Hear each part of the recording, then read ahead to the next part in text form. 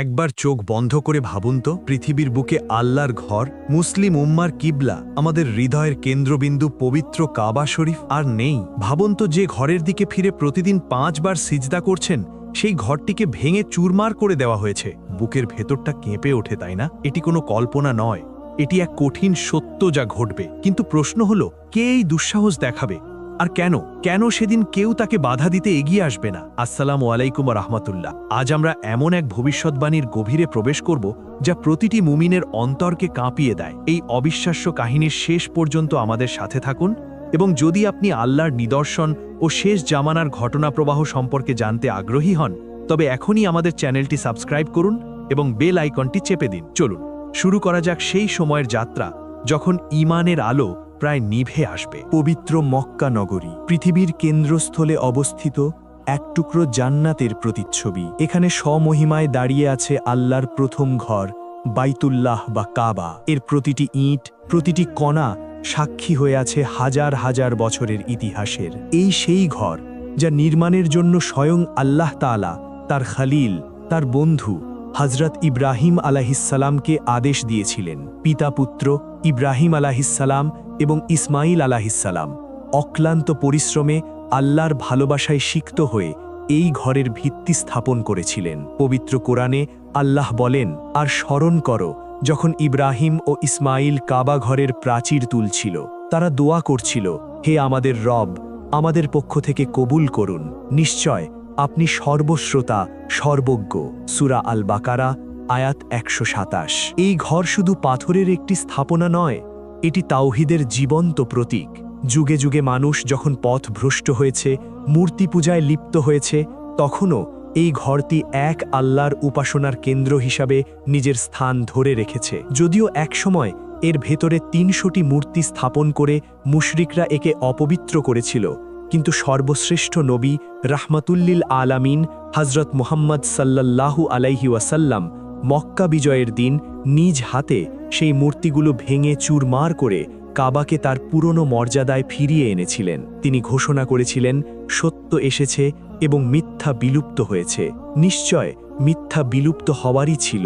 সেই দিন থেকে আজ পর্যন্ত কোটি কোটি মুসলমানের ভালোবাসা, আবেগ আর চোখের পানিতে সিক্ত এই কাবা। হজ ও উমরার সময় লাব্বাইক আল্লাহুম্মা লাব্বাইক ধ্বনিতে মুখরিত হয় এর চারপাশ।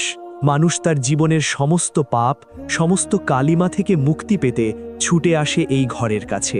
এখানে ধনী গরিব, সাদা কালো, রাজা প্রজার কোনো ভেদাভেদ নেই। সকলেই একই সাদা কাপড়ে একই প্রভুর সামনে নিজেকে সঁপে দেয়। এই ঘরের দিকে তাকিয়ে দোয়া করলে তা কবুল হয়, এর তাওয়াফ করলে গুনাহ মাফ হয়, এর কালো গিলাফ স্পর্শ করলে অন্তরে প্রশান্তি নেমে আসে। এটি মুসলিম উম্মার ঐক্যের প্রতীক। পৃথিবীর যে প্রান্তেই থাকুক না কেন, প্রত্যেক মুসলমান এই একটি বিন্দুর দিকেই মুখ ফেরায়। কিন্তু ভাবুন তো, এই ঘর যা স্বয়ং আল্লাহ আমার ঘর বলে সম্বোধন করেছেন, যা এত পবিত্র, এত সম্মানিত, তা একদিন ধ্বংস করে দেওয়া হবে। এই কথাটি কোনো মানুষের বানানো নয়, এটি স্বয়ং নবীজির ভবিষ্যৎবাণী। তিনি বলেছেন, শেষ জামানায় এমন এক সময় আসবে যখন এক লোক কাবাকে ভেঙে ফেলবে। এই কথা শোনার পর সাহাবায়ে কেরাম রাজিয়াল্লাহু আনহুম নিশ্চয় কেঁপে উঠেছিলেন। তাদের মনেও হয়তো একই প্রশ্ন জেগেছিল যা আজ আমাদের মনে জাগছে, কে সেই হতভাগা? আর কেনই বা পৃথিবীর বুক থেকে মুসলিমরা সেদিন নিশ্চিহ্ন হয়ে যাবে যে কেউ তাকে বাধা দেবে না? এই প্রশ্নগুলোর উত্তর লুকিয়ে আছে সময়ের গভীর গর্ভে, শেষ জামানার সেই ভয়াবহ অধ্যায়ে। আমাদের এই সিরিজটি সেই রহস্যের পর্দা উন্মোচন করবে, সেই সময়ের চিত্র তুলে ধরবে যখন ঈমান ধরে রাখা হবে জ্বলন্ত কয়লা হাতে রাখার মতো কঠিন। চলুন আমরা সেই সময়ের দিকে এক ধাপ এগিয়ে যাই। হযরত মুহাম্মদ সাল্লাল্লাহু আলাইহি ওয়াসাল্লাম কেবল একজন নবী ছিলেন না, তিনি ছিলেন ভবিষ্যতের আয়না। আল্লাহ তাআলা তাকে এমন জ্ঞান দান করেছিলেন যার মাধ্যমে তিনি উম্মাহকে শেষ জামানার ফিতনাগুলো সম্পর্কে স্পষ্টভাবে সতর্ক করে গেছেন। তার প্রতিটি কথাই ছিল ওহীর আলোকে উদ্ভাসিত। কাবার ধ্বংসের ঘটনাটিও তার সেই সতর্ক বাণীগুলোর মধ্যে অন্যতম, যা আমাদের ঈমানকে পরীক্ষার মুখে ফেলে দেয়। হযরত আবু হুরায়রা রাদিয়াল্লাহু আনহু থেকে বর্ণিত, রাসূলুল্লাহ সাল্লাল্লাহু আলাইহি ওয়াসাল্লাম বলেছেন, হাবাসার বা বর্তমান ইথিওপিয়ার জুসসুয়াই কাতাইন যার পদযুগলের সরু নলা বিশিষ্ট এক ব্যক্তি কাবাকে ধ্বংস করবে। সহিহ বুখারী হাদিস নং 1591, 1596। এই হাদিসটি অত্যন্ত স্পষ্ট এবং দ্ব্যর্থহীন। নবীজি কেবল ঘটনাটিই বর্ণনা করেননি, বরং যে এই কাজটি করবে তার শারীরিক বিবরণ এবং তার গোত্রীয় পরিচয়ও তুলে ধরেছেন। জুস সুয়াই কাতাইন একটি আরবি উপাধি, যার অর্থ হল সরু পায়ের নলাওয়ালা ব্যক্তি। এটি তার শারীরিক একটি স্বতন্ত্র বৈশিষ্ট্যকে নির্দেশ করে। অন্য একটি বর্ণনায় এসেছে, হজরত আবদুল্লাহ ইবনে আব্বাস রাজিয়াল্লাহু আনহুমা বলেন, আমি যেন তাকে দেখতে পাচ্ছি, একজন কৃষ্ণাঙ্গ চ্যাপ্টা নাক বিশিষ্ট লোক, যার পায়ের পাতা দুটো বাঁকা। সে কাবার দেয়াল থেকে একটি একটি করে পাথর খুলে ফেলছে। এই বর্ণনাগুলো থেকে আমরা লোকটির একটি শারীরিক চিত্র পাই। সে হবে কৃষ্ণাঙ্গ, তার পায়ের গঠনে ত্রুটি থাকবে এবং সে হাবাসা বা আবিসিনিয়ার অধিবাসী হবে। এই বিশদ বর্ণনা প্রমাণ করে যে এটি কোনো রূপক ঘটনা নয়, বরং একটি বাস্তব ঘটনা যা ঘটবেই। সাহাবায়ে কেরামের জন্য এই কথা শোনা কতটা বেদনাদায়ক ছিল তা আমরা কল্পনাও করতে পারি না। যে কাবার জন্য তারা নিজেদের জীবন বাজি রেখেছিলেন, যে কাবাকে মুশরিকদের হাত থেকে রক্ষা করার জন্য বদর, উহুদ, খন্দকের মতো যুদ্ধ করেছিলেন, সেই কাবা একদিন এভাবে অরক্ষিত অবস্থায় ধ্বংস হবে, এই চিন্তা তাদের অন্তরকে সম্ভবত ভেঙে চুরমার করে দিয়েছিল।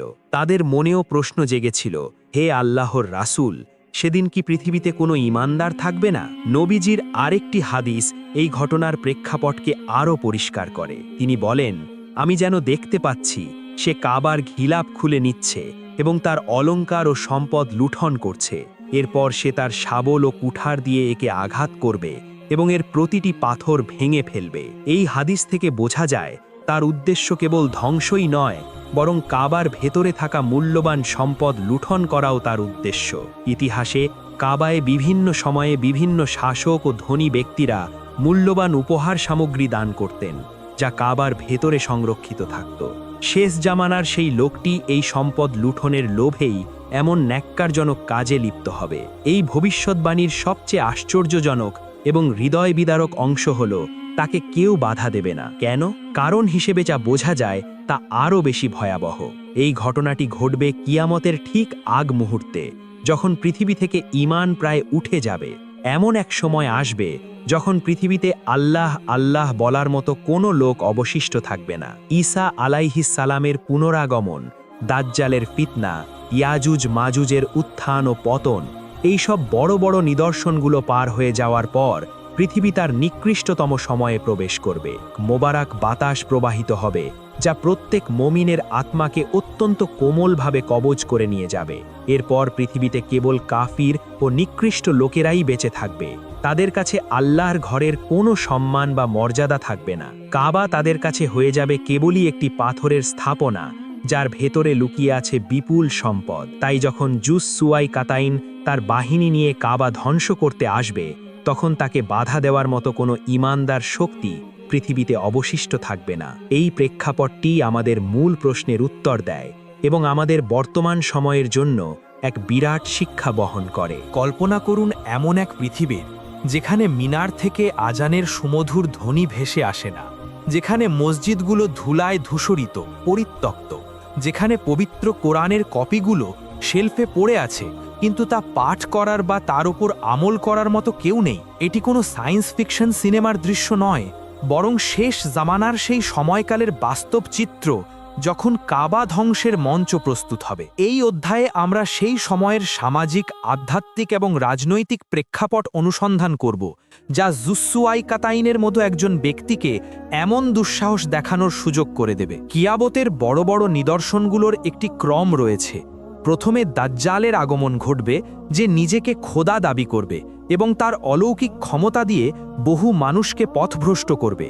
এরপর হজরত ঈসা আলাইহিস সালাম আকাশ থেকে দামেস্কের সাদা মিনারে অবতরণ করবেন। তিনি দাজ্জালকে হত্যা করবেন, ক্রুশ ভেঙে ফেলবেন, শূকর হত্যা করবেন এবং জিজিয়া কর রহিত করে দেবেন। তার শাসনামলে পৃথিবীতে শান্তি ও সমৃদ্ধি ফিরে আসবে। বাঘ ও ছাগল এক ঘাটে পানি পান করবে, শিশুরা বিষধর সাপ নিয়ে খেলা করবে, মানুষ ইসলাম ছাড়া অন্য কোনো ধর্ম গ্রহণ করবে না। এই সোনালী যুগ কিছুকাল চলার পর ঈসা আলাইহিসসালাম স্বাভাবিকভাবে মৃত্যুবরণ করবেন এবং মুসলমানরা তার জানাজা পড়বে। এর পরেই শুরু হবে পৃথিবীর ইতিহাসের সবচেয়ে অন্ধকার অধ্যায়। ঈসা আলাইহিসসালামের মৃত্যুর পর ধীরে ধীরে মানুষের মধ্য থেকে ঈমান ও নৈতিকতা বিলুপ্ত হতে শুরু করবে। মানুষ আবার শিরক ও পাপাচারে লিপ্ত হবে। ঠিক তখনই আল্লাহ ইয়াজুজ ও মাজুজ নামক এক ভয়ঙ্কর জাতিকে মুক্তি দেবেন, যারা পৃথিবীতে ব্যাপক ধ্বংসযজ্ঞ চালাবে। তারা পৃথিবীর সমস্ত পানি পান করে ফেলবে, সবুজ ফসল ধ্বংস করবে এবং নির্বিচারে মানুষ হত্যা করবে। তাদের অত্যাচারে ঈমানদাররা একটি পাহাড়ের উপর আশ্রয় নেবে। তখন ঈসা আলাইহিসসালামের দোয়াতে আল্লাহ গজব পাঠিয়ে ইয়াজুজ মাজুজকে ধ্বংস করবেন। এই ভয়াবহ বিপর্যয় শেষ হওয়ার পর পৃথিবী কিছুটা শান্ত হবে, কিন্তু মানুষের অন্তর আর আগের মতো থাকবে না। ঈমানের আলো নিভু নিভু করতে থাকবে। ঠিক সেই সময়ই আল্লাহ তাআলা দক্ষিণ দিক থেকে একটি স্নিগ্ধ কোমল বাতাস প্রেরণ করবেন। এই বাতাস এতই মোলায়েম হবে যে যার অন্তরে সরিষার দানা পরিমাণও ঈমান থাকবে, তার রূহ বা আত্মা কোনো প্রকার কষ্ট ছাড়াই কবজ হয়ে যাবে। একজন মুমিনও সেদিন পৃথিবীতে অবশিষ্ট থাকবে না। পবিত্র হাদিসে এই ঘটনাকে এভাবেই বর্ণনা করা হয়েছে। এবার ভাবুন, পৃথিবীতে কারা বেঁচে রইল? কেবল তারাই যাদের অন্তরে ঈমানের লেশ মাত্র নেই। তারা হবে ইতিহাসের নিকৃষ্টতম মানব। লজ্জা, হায়া, নৈতিকতা, সততা, এই শব্দগুলো তাদের অভিধান থেকে মুছে যাবে। তারা প্রকাশ্য দিবালোকে রাস্তার ওপর পশুর মতো ব্যভিচারে লিপ্ত হবে এবং কেউ তাদের বারণ করার থাকবে না। তাদের কাছে ভালো মন্দের কোনো পার্থক্য থাকবে না। আল্লাহ, রাসূল, জান্নাত, জাহান্নাম এসব তাদের কাছে হবে উপকথার মতো। তাদের একমাত্র উপাস্য হবে তাদের প্রবৃত্তি ও পার্থিব ভোগবিলাস। এই রকম একটি পৃথিবীতেই জুসওয়াই কাতাইন আবির্ভূত হবে। সে হবে সেই সমাজেরই একজন প্রতিনিধি, লোভী, অহংকারী, ক্ষমতালিপ্সু এবং আল্লাহ প্রতি সম্পূর্ণরূপে অবিশ্বাসী। তার চারপাশে যারা থাকবে তারাও হবে তারই মতো। তাদের কাছে কাবার কোনো আধ্যাত্মিক মূল্য থাকবে না। তারা শুনবে যে আরবের মরুভূমির মাঝে একটি পুরানো স্থাপনা আছে, যার নিচে পূর্ববর্তী বাদশাহরা রেখে যাওয়া বিপুল পরিমাণ ধন সম্পদ লুকোনো আছে। তাদের কাছে এটি হবে একটি গুপ্তধনের সন্ধানের মতো অভিযান। ধর্ম, পবিত্রতা বা কোটি কোটি মানুষের আবেগ তাদের কাছে কোনো অর্থ বহন করবে না। এই কারণেই সেদিন কেউ বাধা দেবে না, কারণ বাধা দেওয়ার জন্য যে ঈমানি শক্তি, যে আল্লাহর ভয় এবং তার ঘরের প্রতি যে ভালোবাসা, সেটা পৃথিবী থেকে উঠে যাবে। সেদিনকার মানুষেরা হবে আত্মাহীন দেহের মতো। তারা হয়তো দেখবে একটি লোক একটি প্রাচীন ইমারত ভাঙছে, কিন্তু তাদের মধ্যে কোনো প্রতিক্রিয়া হবে না। কেউ হয়তো বলবে, আরে ওকে ওর কাজ করতে দাও, অথবা কেউ হয়তো সেই ধ্বংসযজ্ঞকে একটি বিনোদনের হিসাবে উপভোগ করবে। এই চিত্রটি আমাদের বুঝিয়ে দেয় যে একটি স্থাপনার পতন হওয়ার আগে আসলে পতন হয় মানুষের ঈমান ও নৈতিকতার। কাবা সেদিন একা হয়ে যাবে, কারণ তার রক্ষাকারী মুমিন বান্দারা আর পৃথিবীতে থাকবে না।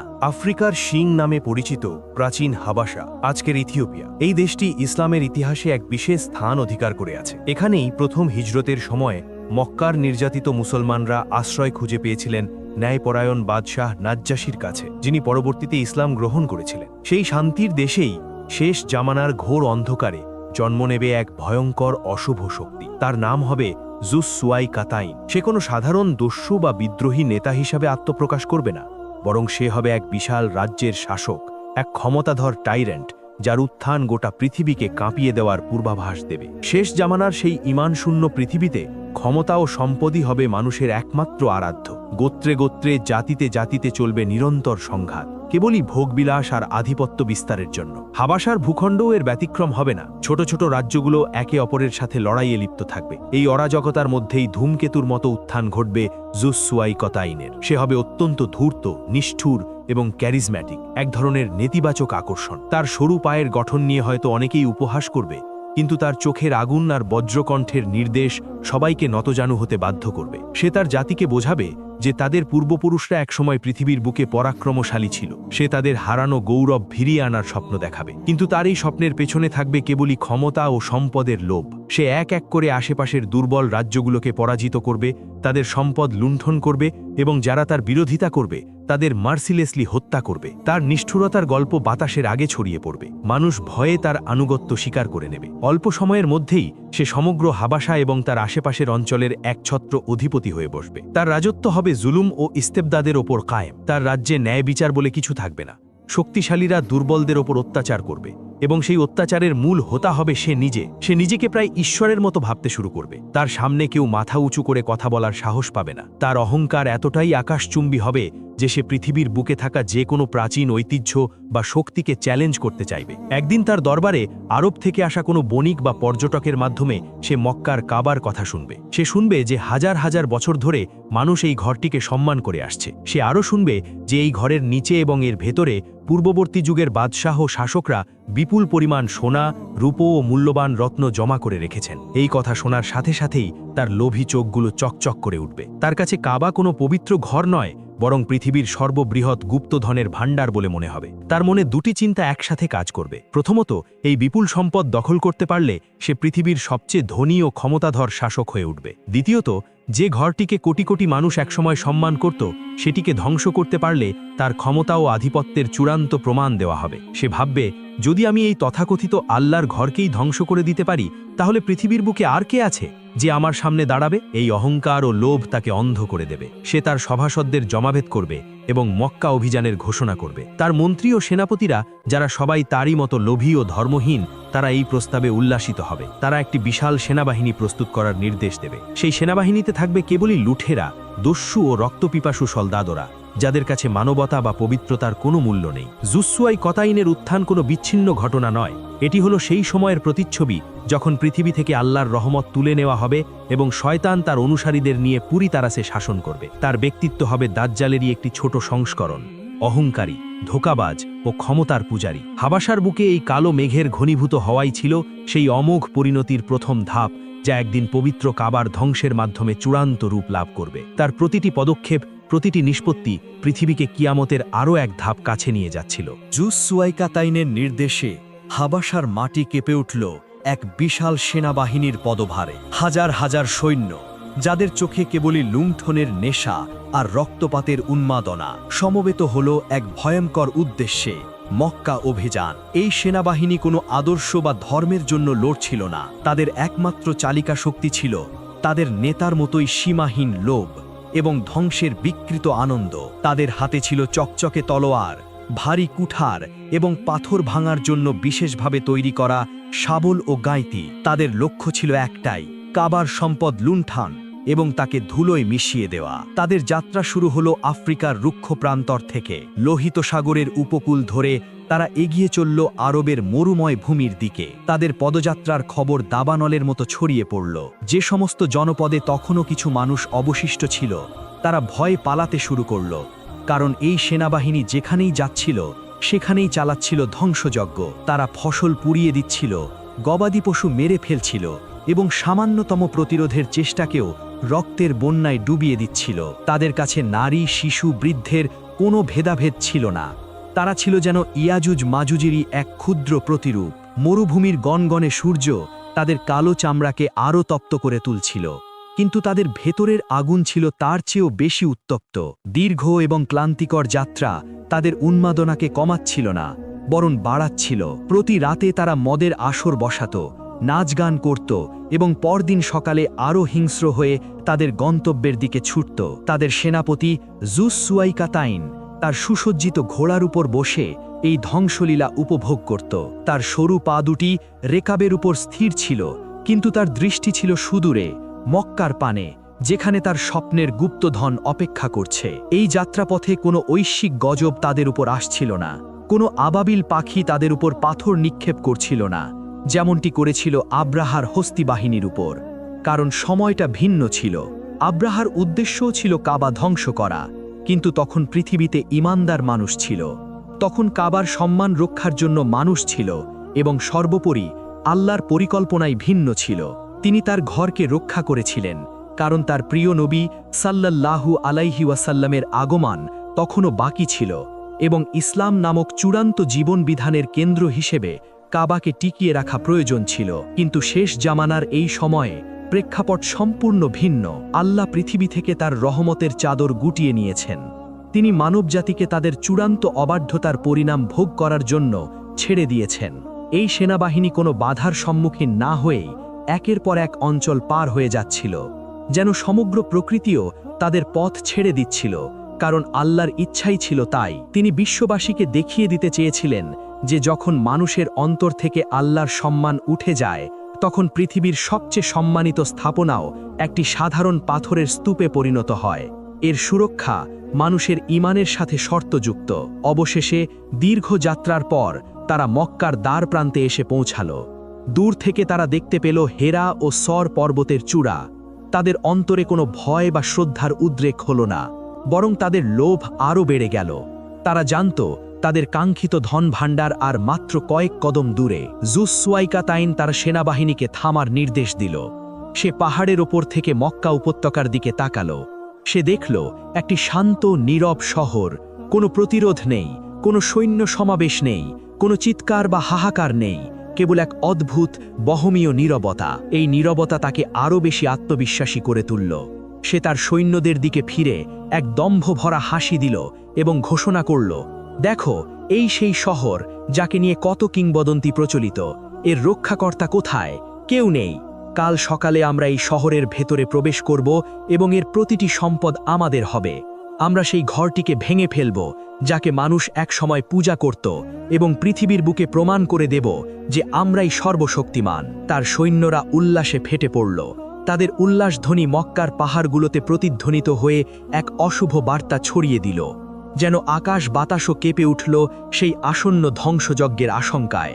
পরদিন ভোরের আলো ফোটার সাথেই শুরু হবে পৃথিবীর ইতিহাসের সবচেয়ে কলঙ্কজনক অধ্যায়। মক্কার অদূরে যখন জুসওয়াইকাতাইনের ধ্বংসের বাহিনী উল্লাসে মত্ত, তখন উপত্যকার এখানে ওখানে ছড়িয়ে ছিটিয়ে থাকা কয়েকটি জীর্ণ কুটিরে বাস করত কিছু মানুষ। তারা সংখ্যায় ছিল অতি নগণ্য। তারা সেই সৌভাগ্যবানদের উত্তরসূরি যাদের পূর্বপুরুষদের রূহ সেই রহমতের বাতাসে কবজ হয়ে গিয়েছিল। কিন্তু কোনো এক অজ্ঞাত কারণে, হয়তো আল্লাহরই কোনো বিশেষ পরিকল্পনায়, তাদের অন্তরে ঈমানের একটি ক্ষীণ শিখা তখনও টিমটিম করে জ্বলছিল। তারা জানত আল্লাহ এক। তারা মুখে স্বীকার করত মুহাম্মদ সাল্লাল্লাহু আলাইহি ওয়াসাল্লাম তার রাসূল, কিন্তু তাদের সেই ঈমান ছিল দুর্বল, শক্তিহীন। তাদের কোনো সঙ্গবদ্ধতা ছিল না, কোনো নেতা ছিল না, কোনো অস্ত্র ছিল না। এই মানুষগুলোর মধ্যেই ছিলেন এক বৃদ্ধ, নাম জায়েদ। তার বয়স 100 ছাড়িয়েছে। তার চামড়ায় ভাঁজ পড়েছে, দৃষ্টিশক্তি ক্ষীণ হয়ে এসেছে, কিন্তু তার স্মৃতিশক্তি ছিল প্রখর। তিনি তার দাদা পরদাদাদের কাছে শুনেছেন সেই সোনালী দিনের কথা, যখন মক্কার এই প্রান্তর লক্ষ লক্ষ হাজির লাব্বাইক ধ্বনিতে মুখরিত থাকত। তিনি শুনেছেন কিভাবে মানুষ কান্না ভেজা চোখে কাবার গিলাফ ধরে দোয়া করত, কিভাবে একে অপরকে ভাই বলে জড়িয়ে ধরত। সেই গল্পগুলো যখন তিনি তার নাতনি ফাতিমাকে শোনাতেন, তখন তার চোখ দিয়ে টপ টপ করে পানি পড়ত। ফাতিমা এই নতুন পৃথিবীর সন্তান। সে কখনো আজান শোনেনি, কখনো জামাতে নামাজ দেখেনি। তার কাছে দাদা জায়েদের গল্পগুলো ছিল রূপকথার মতো। সে কেবল দেখেছে এক শূন্য বিবর্ণ পৃথিবী, যেখানে মানুষ পশুর মতো বেঁচে থাকে। কিন্তু তার দাদার কাছ থেকে শোনা আল্লাহর কথা, রাসূলের কথা, জান্নাত জাহান্নামের কথা তার কচি মনে এক ধরনের পবিত্রতার ছাপ ফেলেছিল। যখন হাবাসার বাহিনী মক্কার দোরগোড়ায় এসে পৌঁছানোর খবর তাদের কানে এলো, তখন জায়েদের বুকটা ভয়ে ও কষ্টে ভেঙে গেল। তিনি বুঝতে পারলেন রাসূলুল্লাহ সাল্লাল্লাহু আলাইহি ওয়াসাল্লামের সেই ভবিষ্যৎবাণী সত্য হওয়ার সময় এসে গেছে। তিনি তার ছোট্ট কুটিরের এক কোণে বসে হাউমাউ করে কাঁদতে লাগলেন। ফাতিমা ছুটে এসে জিজ্ঞাসা করল, দাদা, আপনি কাঁদছেন কেন? কি হয়েছে? বৃদ্ধ জায়েদ কাঁপা কাঁপা গলায় বললেন, ফাতিমা, ওরা এসে গেছে। ওরা আল্লাহর ঘর ভাঙতে এসেছে। ফাতিমার শিশুসুলভ মনে প্রশ্ন জাগল, আল্লাহর ঘর? তাহলে আল্লাহ ওদের শাস্তি দিচ্ছেন না কেন? আমরা ওদের বাধা দেব না কেন? জায়েদের কান্না আরও তীব্র হল। তিনি বললেন, মারে, আমরা কিভাবে বাধা দেব? আমাদের কি আছে? আমরা সংখ্যায় কজন? আমাদের হাতে কোনো তলোয়ার নেই, আমাদের শরীরে কোনো শক্তি নেই। আর আল্লাহ হয়তো আমাদের উপর থেকে তার রহমতের দৃষ্টি সরিয়ে নিয়েছেন। আমরা তার ঘরের মর্যাদা রক্ষা করতে পারিনি, তাই আজ তিনি আমাদেরকেই দেখিয়ে দিচ্ছেন যে আমরা কতটা অসহায়। তিনি বলতে লাগলেন, যদি আজ ওমর রাজিয়াল্লাহু আনহু বেঁচে থাকতেন, তার তলোয়ারের ভয়ে শয়তানও পালিয়ে যেত। যদি খালিদ বিন ওয়ালিদ, আল্লাহর তলোয়ার, আজ আমাদের মাঝে থাকতেন, তবে এই দস্যুদের ছিন্ন ভিন্ন করে ফেলতেন। যদি ইমাম মাহদি বা ঈসা আলাইহিস সালামের সময় হতো। কিন্তু সেই সোনালী যুগ শেষ হয়ে গেছে মা। আমরা এখন ইতিহাসে রাস্তা কুড়ে পড়ে আছি।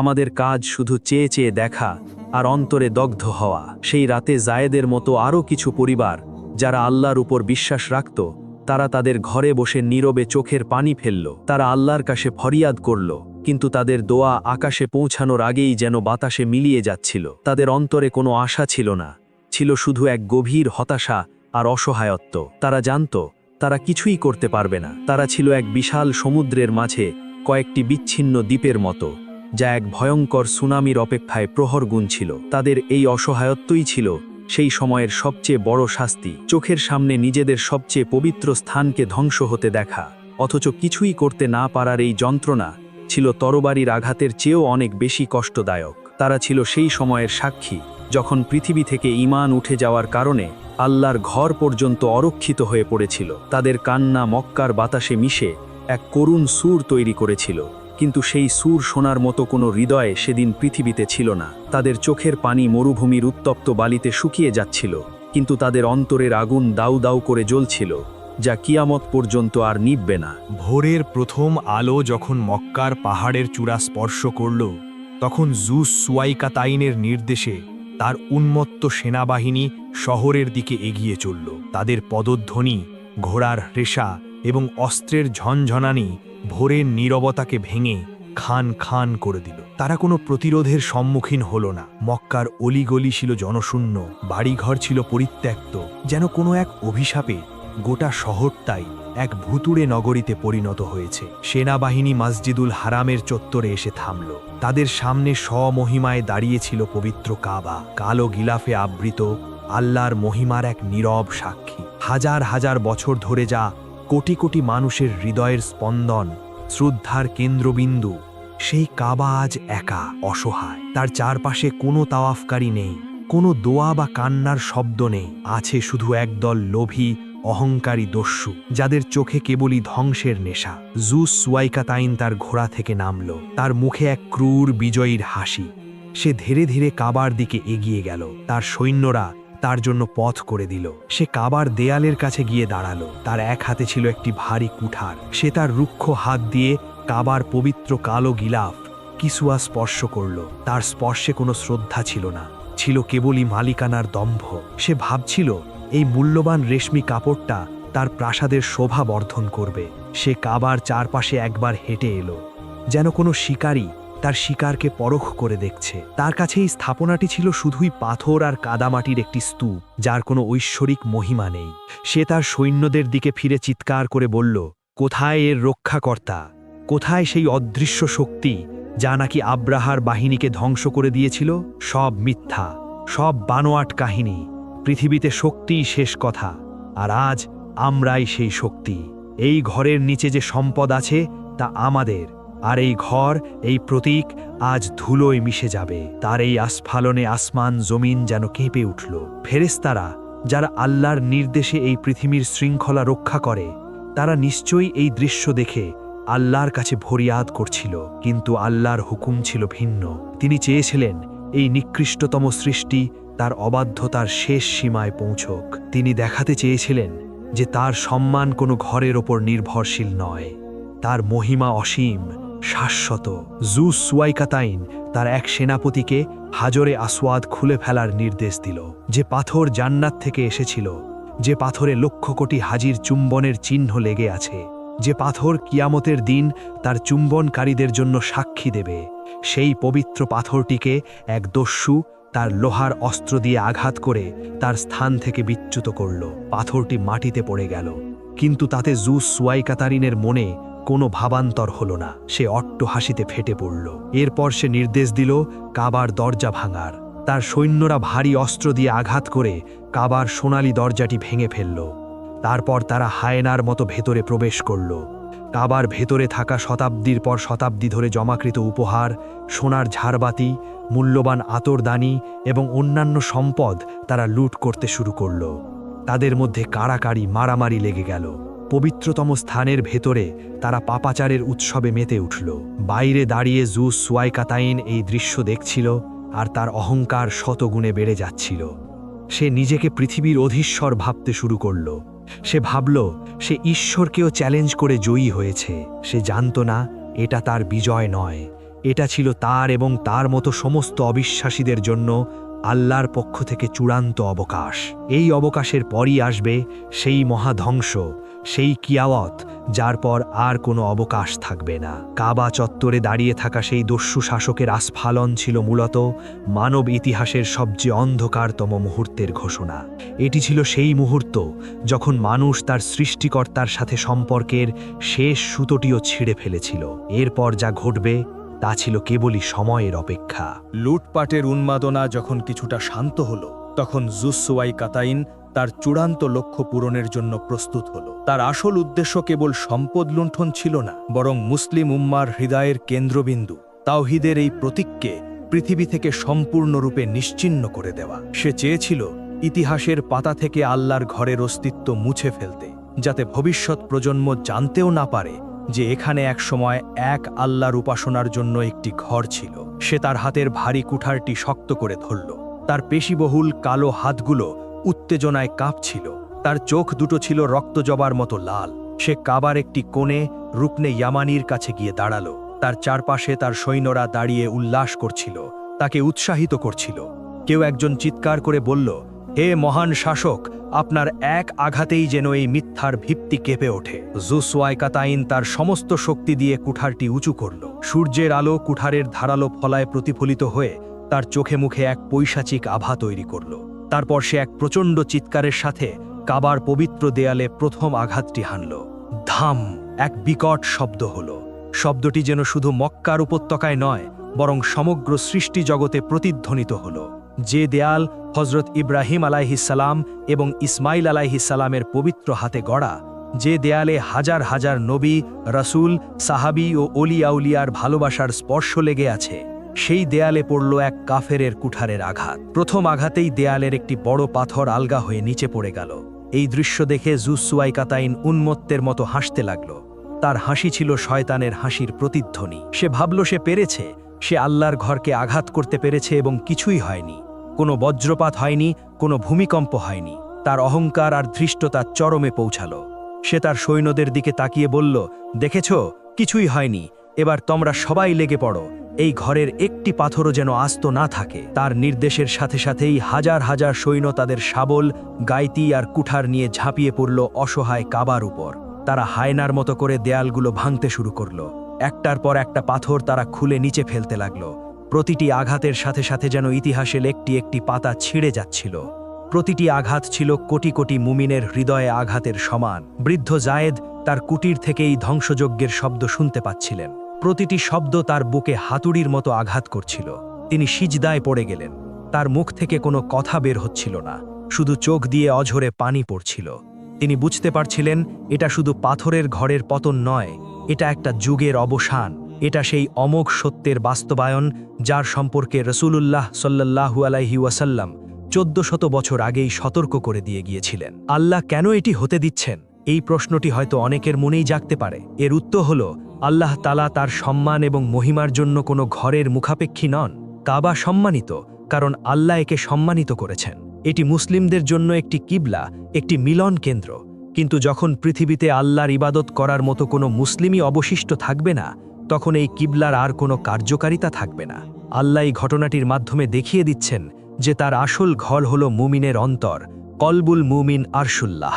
যখন সেই অন্তরগুলোই আর পৃথিবীতে নেই, তখন পাথরের ঘরের বাহ্যিক অস্তিত্বের আর কোনো প্রয়োজন নেই। জুসওয়াই কাতাইন ও তার বাহিনী একটি একটি করে পাথর খুলে কাবাকে একটি ধ্বংসস্তূপে পরিণত করল। যে স্থানে একসময় ছিল পৃথিবীর সবচেয়ে পবিত্র স্থাপনা, সেখানে এখন কেবলই পাথরের স্তূপ আর ধুলো। তারা মাকামে ইব্রাহিমকে ভেঙে ফেলল, জমজম কূপকে আবর্জনা দিয়ে ভরাট করে দেওয়ার চেষ্টা করল। তারা ভেবেছিল তারা জয়ী হয়েছে। তারা জানত না যে এই ধ্বংসযজ্ঞের মাধ্যমে তারা আসলে নিজেদের জন্যই জাহান্নামের দরজা উন্মোচন করে ফেলেছে। কাবা ধ্বংস করে তারা আল্লাহর মহিমাকে এক বিন্দুও কমাতে পারেনি, বরং নিজেদেরকে আল্লাহর নিকৃষ্টতম শত্রু হিসেবে প্রমাণ করেছে। ইতিহাসের এই কালো অধ্যায়টি কিয়ামতের চূড়ান্ত ঘণ্টাধ্বনি বাজিয়ে দিল। কাবাকে ধুলোয় মিশিয়ে দিয়ে জুসওয়াই কাতাইন এবং তার সেনাবাহিনী এক পাশবিক উল্লাসে মেতে উঠল। তারা মদের ফোয়ারা ছোটালো, নাচ গানে মত্ত হল এবং ধ্বংসস্তূপের চারপাশে ঘুরে ঘুরে তাদের বিজয় উদযাপন করতে লাগল। জুসওয়াই কাতাইন নিজেকে পৃথিবীর সবচেয়ে শক্তিশালী এবং সফল শাসক বলে ঘোষণা করল। সে ভেবেছিল সে এমন এক কাজ করেছে যা এর আগে কেউ করার সাহস পায়নি। তার অহংকার তাকে এতটাই অন্ধ করে দিয়েছিল যে সে তার এই কর্মকাণ্ডের ভয়াবহ পরিণাম সম্পর্কে বিন্দুমাত্র আঁচ করতে পারছিল না। সে তার সৈন্যদেরকে কাবার ধ্বংসস্তূপ থেকে মূল্যবান কিছু খুঁজে বের করার নির্দেশ দিল, কারণ সে শুনেছিল কাবার ভিত্তির নিচে ইব্রাহিম আলাইহিসসালামের সময়কার গুপ্তধন লুকানো আছে। তার সৈন্যরা পাগলের মতো মাটি খুঁড়তে শুরু করল। তারা ঘন্টার পর ঘন্টা, দিনের পর দিন মাটি খুঁড়ল, কিন্তু কিছুই পেল না। যা পেল তা হলো শুধু পাথর আর বালি। হাদিসে যেমনটি উল্লেখ আছে, সে কাবার সম্পদ দখল করতে পারবে না। তার এই ব্যর্থতা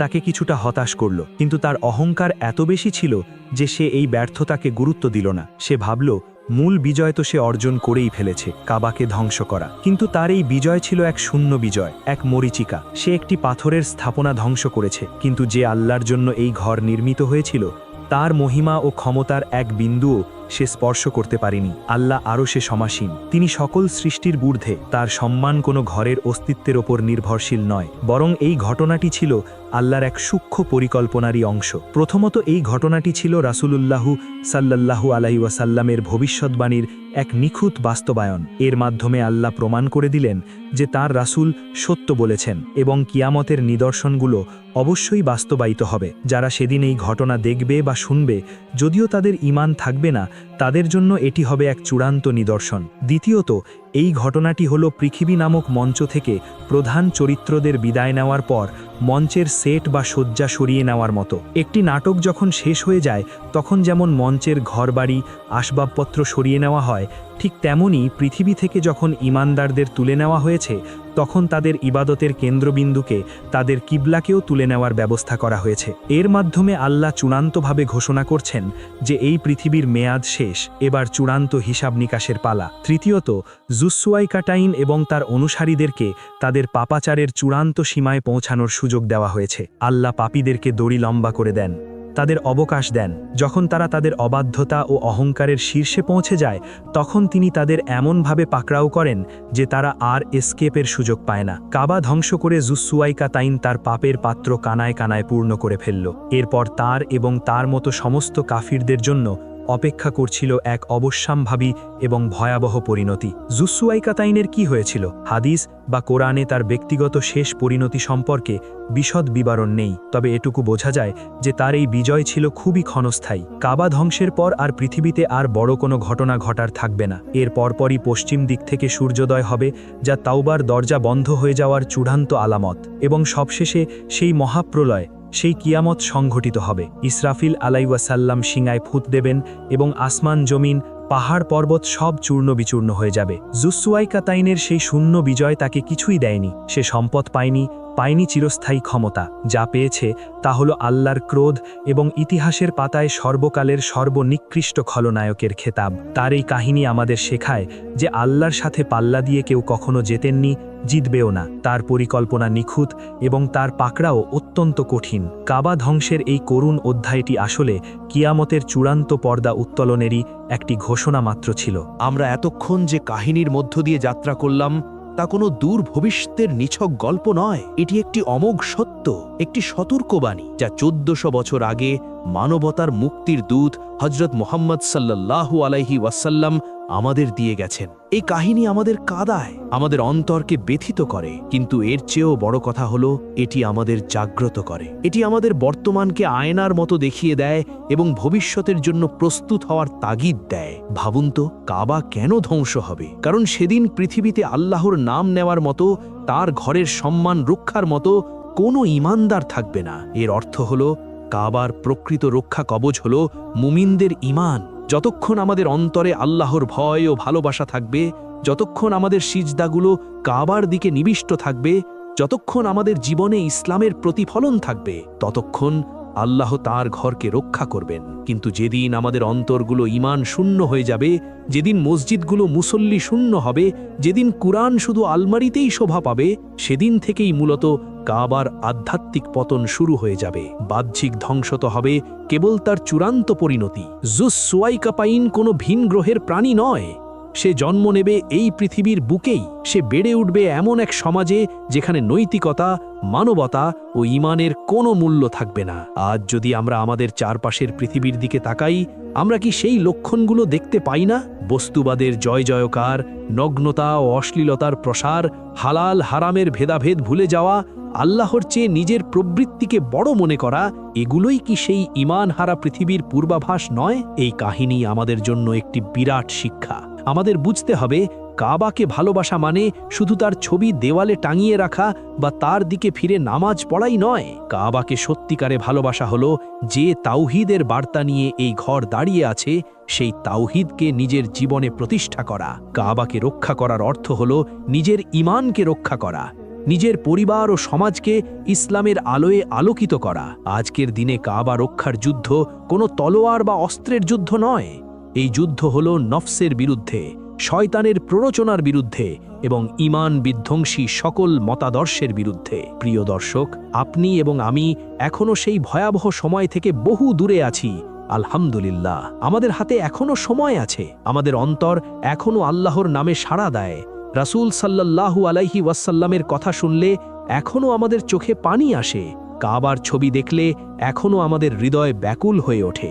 এই অনুভূতিগুলো আল্লাহর পক্ষ থেকে এক বিরাট নিয়ামত। আসুন আমরা এই নিয়ামতের কদর করি। আসুন আমরা প্রতিজ্ঞা করি, আমরা আমাদের অন্তরকে ঈমানের আলোয় এতটাই আলোকিত করব যে তা কখনো নিভে যাবে না। আমরা আমাদের সন্তানদের এমনভাবে গড়ে তুলব যেন তারা হয় এক একজন উমর রাজিয়াল্লাহু আনহু, এক একজন ফাতেমা রাজিয়াল্লাহু আনহা, যারা আল্লাহর দ্বীনের জন্য নিজেদের জীবন উৎসর্গ করতে প্রস্তুত থাকবে। আমরা যদি আমাদের ঈমানকে মজবুত করতে পারি, তবে আমরাই হব কাবার প্রকৃত প্রহরী। এই ঘটনাটি আমাদের হতাশ হওয়ার জন্য নয়, বরং সতর্ক হওয়ার জন্য। এটি আমাদের শেষ বিচার দিবসের কথা স্মরণ করিয়ে দেয় এবং আমাদের প্রস্তুতির জন্য আহ্বান জানায়। আল্লাহ যেন আমাদের সবাইকে সেই ভয়াবহ ফিতনার সময় থেকে রক্ষা করেন এবং খাতিমা বিল ঈমান বা ঈমানের সাথে মৃত্যু নসিব করেন। আমিন। আজকের এই আলোচনা যদি আপনার হৃদয়ে সামান্যতম নাড়া দিয়ে থাকে, যদি আপনার ঈমানকে এক নতুন প্রেরণা দিয়ে থাকে, তবে এই বার্তাটি আপনার প্রিয়জনদের সাথে শেয়ার করুন। কারণ ভালো কথা প্রচার করাও একটি সাদাকায়ে জারিয়া। আমাদের এই যাত্রায় সঙ্গী হতে চ্যানেলটি সাবস্ক্রাইব করতে ভুলবেন না। আল্লাহ আমাদের সকলকে তার হেদায়েতের উপর অবিচল রাখুন। আসসালামু আলাইকুম ওয়া রাহমাতুল্লাহ।